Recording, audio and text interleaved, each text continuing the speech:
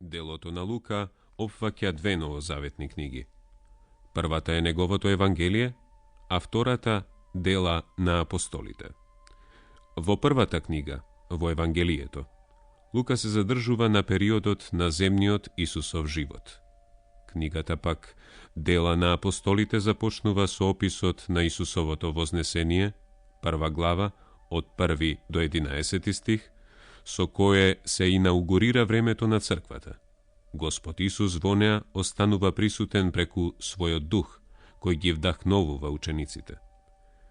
Прикажувањата на собитијата е полно со живот.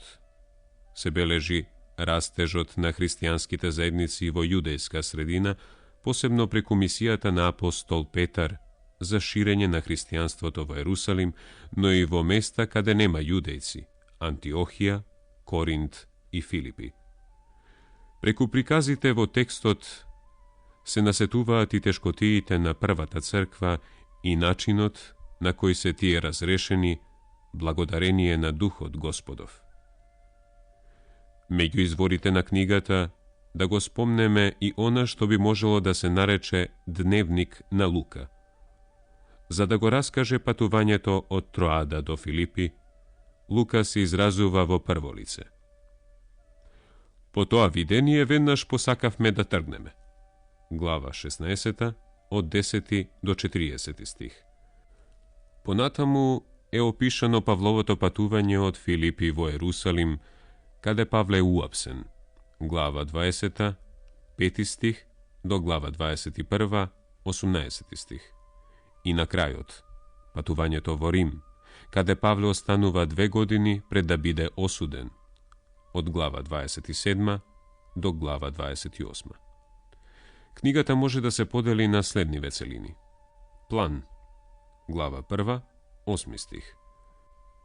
Почетоците на првата црква во Ерусалим по Исусовото вознесение, глава 1, 1 стих до глава 28, 31 стих.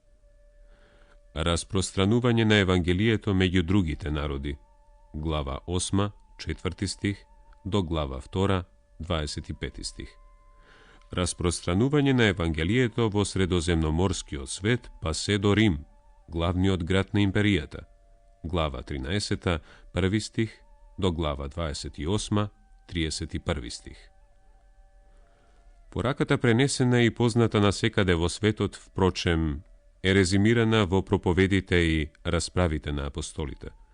Во нив може да се види дека Исус е представен на сите, како на јудејците, така и на нејудејците, паганите. Духот постојано ги вдахновува учениците преку неговата личност, зборови и дела. Настаните опишани во книгата Дела на апостолите го отвораат погледот кон целта што црквата треба да ја оствари, да се разгласи Евангелието, односно радосната вест за Исус Христос на сите луѓе и на сите краишта на земјата.